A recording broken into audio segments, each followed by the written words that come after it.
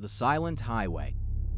The highway stretched into an endless abyss of darkness, illuminated only by the faint glow of my car's headlights.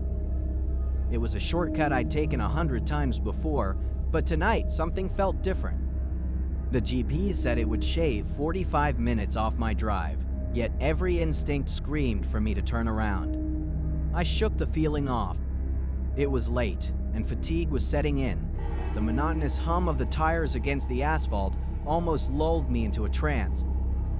The occasional flicker of a broken streetlight was the only indication I wasn't driving into the void.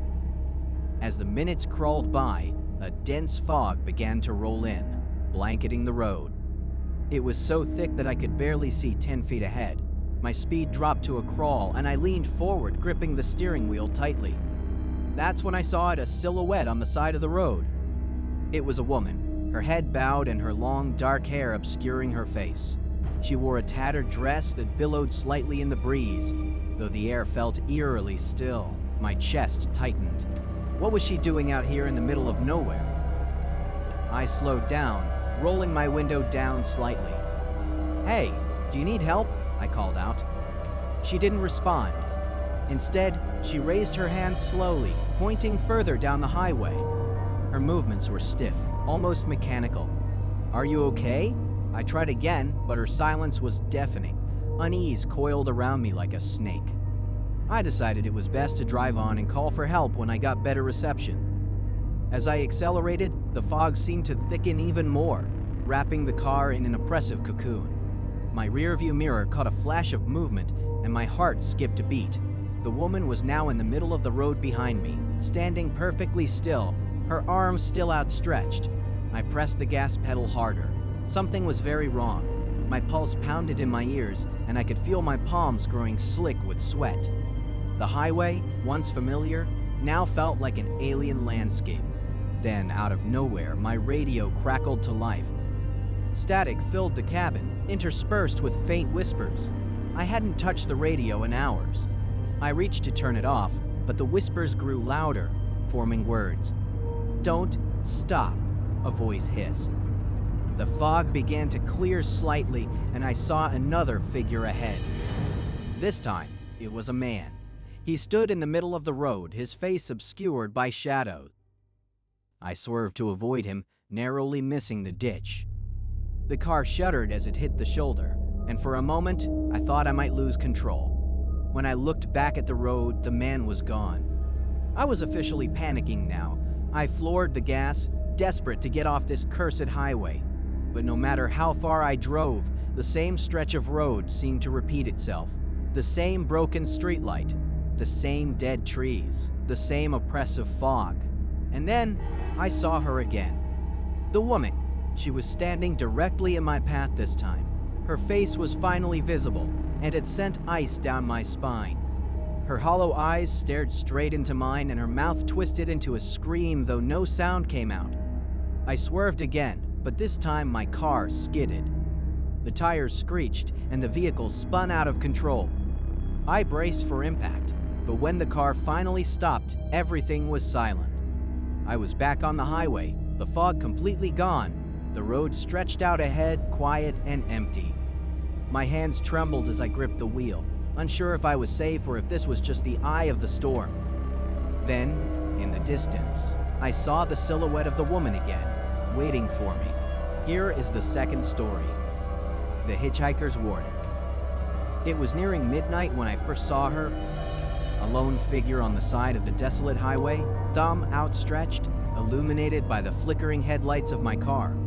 She looked young, no older than her early 20s, with a backpack slung over her shoulder and hair whipping in the wind. I hesitated, but something about her demeanor seemed urgent, desperate even. I pulled over and rolled down the window. "Need a ride?" Her face was pale, almost ghostly in the dim light, but she nodded quickly. "Yes, please. I've been out here for hours." She climbed into the passenger seat, clutching her bag tightly. As I pulled back onto the road, I noticed how quiet she was. Her eyes darted to the rearview mirror repeatedly, as though she were expecting someone or something behind us. "Where are you headed?" I asked, trying to break the tension. "Anywhere but here," she said. her voice barely above a whisper. I raised an eyebrow but didn't press her. The highway was eerily empty, the surrounding trees casting long, skeletal shadows in the moonlight. I kept driving, the silence between us stretching uncomfortably. After a few miles, she finally spoke. "You shouldn't have stopped for me." I glanced at her, confused. "What do you mean?" She turned to me, her eyes wide with fear. "This stretch of highway, it's cursed. People go missing here. They disappear just like that." She snapped her fingers for emphasis. A chill ran down my spine. "That's a strange thing to say to someone who just gave you a ride." "I'm serious," she said, her voice trembling. "I've seen it. Cars just vanish. People vanish. 1 minute they're there, and the next, gone. That's why I couldn't stay out there any longer. I couldn't risk being necked." I wanted to laugh it off, to tell her she was imagining things, but something about the way she spoke, the raw fear in her voice, kept me from dismissing her. "What happens to them?" I asked, though I wasn't sure I wanted to know the answer. "No one knows," she said. "Some people say the highway leads somewhere it shouldn't, a place you can't come back from." The words lingered in the air like a heavy fog. I tried to focus on the road, but my hands were gripping the wheel tighter than before. The long stretch of asphalt ahead seemed to go on forever, with no other cars or exits in sight. Then, out of the corner of my eye, I saw something move in the rearview mirror. At first, I thought it was my imagination. But when I glanced again, I saw a dark figure standing in the middle of the road behind us, illuminated by my taillights. "Did you see that?" I asked, my voice shaking. She didn't respond, her gaze fixed straight ahead. I looked back at the mirror. The figure was gone. "Pull over," she said suddenly, her voice sharp. "What? Why?" "Just do it," she snapped. Reluctantly, I slowed the car and pulled onto the shoulder. She threw open the door and jumped out, motioning for me to follow. "Leave the car," she yelled. "This is insane," I shouted back, but something in her panic compelled me to listen. I grabbed my keys and got out. As soon as we stepped away from the vehicle, the air grew unnaturally cold. A low, guttural sound like metal scraping against metal filled the air. My car's headlights began to flicker, and then, without warning, the entire car began to shake violently. "What the hell is happening?" "Oh!" I yelled. She grabbed my arm, her grip surprisingly strong. "This is what I was talking about. Run! Run!" We bolted into the trees, the sound of my car's groaning metal fading behind us. When we finally stopped, panting and out of breath, I turned to look back. The car was gone. No sound, no trace, just an empty stretch of highway. I stared in disbelief. "What? What just happened?" She shook her head, tears streaming down her face. "It takes anything that stays too long. Cars, people. It doesn't matter. Once it notices you, it doesn't stop." We stood there in silence, the reality of what had just occurred sinking in. "I told you," she said softly. "You shouldn't have stopped for me." And with that, she turned and disappeared into the trees, leaving me alone on the side of the cursed highway. Here is the third story. Exit 13. The rain came down in sheets, drumming against my windshield as I navigated the winding highway. The storm had come out of nowhere, reducing visibility to nearly zero. The GPS chirped in its monotonous tone, "Take exit 13 and 500 feet. I frowned. Exit 13. I didn't remember seeing that on my usual route. I was on this stretch of highway at least once a week for work, but maybe I'd missed it before. The rain was relentless, and my tired eyes begged for a break. A quick detour wouldn't hurt. I signaled and took the exit. The road immediately narrowed, flanked by dense woods on both sides. The asphalt was cracked and uneven, littered with wet leaves and debris. My headlights struggled to penetrate the shadows ahead. The eerie silence that followed me onto this road was deafening, save for the occasional screech of my wipers and the rumble of thunder in the distance.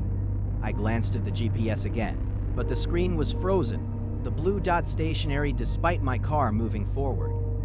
Great, I muttered, tapping the screen in frustration. Ahead, a sign loomed out of the darkness. Welcome to Oshridge. Population, 273. The words looked freshly painted, but the metal sign was rusted, as if it had been there for decades. I slowed as I entered the tiny town. It was disturbingly quiet. No people, no lights, just rows of dilapidated buildings shrouded in mist. The gas station on the corner looked abandoned, its windows boarded up.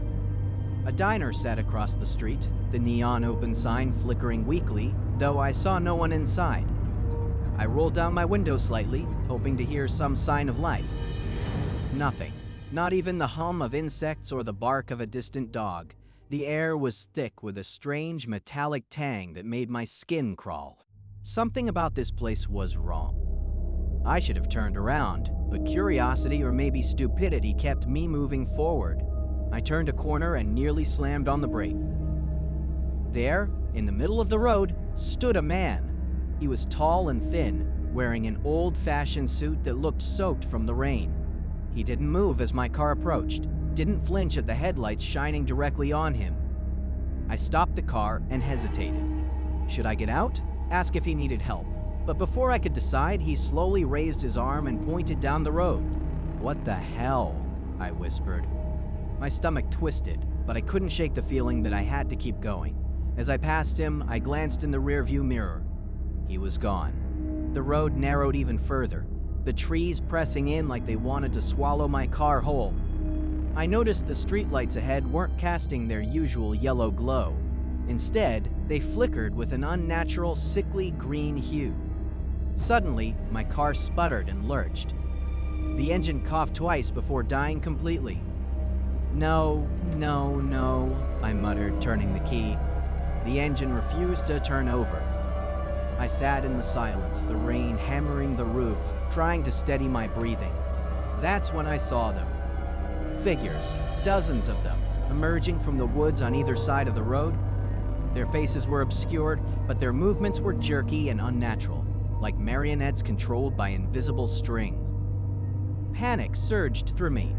I locked the doors and grabbed my phone, but there was no signal. The figures drew closer, their dark shapes illuminated in flashes of lightning. I could make out their faces now gaunt, pale, with hollow eyes that glowed faintly. They surrounded the car, their bony hands tapping on the windows in perfect unison. My breath came in short gasps. I slammed my hands on the horn, but the sound died instantly, swallowed by the oppressive silence. One of them stepped forward, a woman in a torn dress. She leaned down, her face inches from mine through the glass. Her lips didn't move, but I heard her voice clear as day. "You shouldn't have come here." I screamed, fumbling for the keys, trying the ignition again. The car roared to life and I floored it, plowing through the figures. They didn't scream or fall. They simply vanished, dissolving into the mist as if they were never there. The road twisted and turned, the headlights catching glimpses of the same figures in the trees, watching me, waiting. My heart pounded as I finally saw a sign ahead. Highway 24, 1 mile. I didn't slow down. When I reached the highway, the rain suddenly stopped. The night was calm, the road empty. I pulled over, gasping for air, and looked back. The exit was gone. No sign, no turnoff, just an unbroken stretch of highway. To this day, I've never found any record of Ashridge or Exit 13. But sometimes, when I drive that same stretch of road, I swear I see the man in the suit standing in the distance, pointing,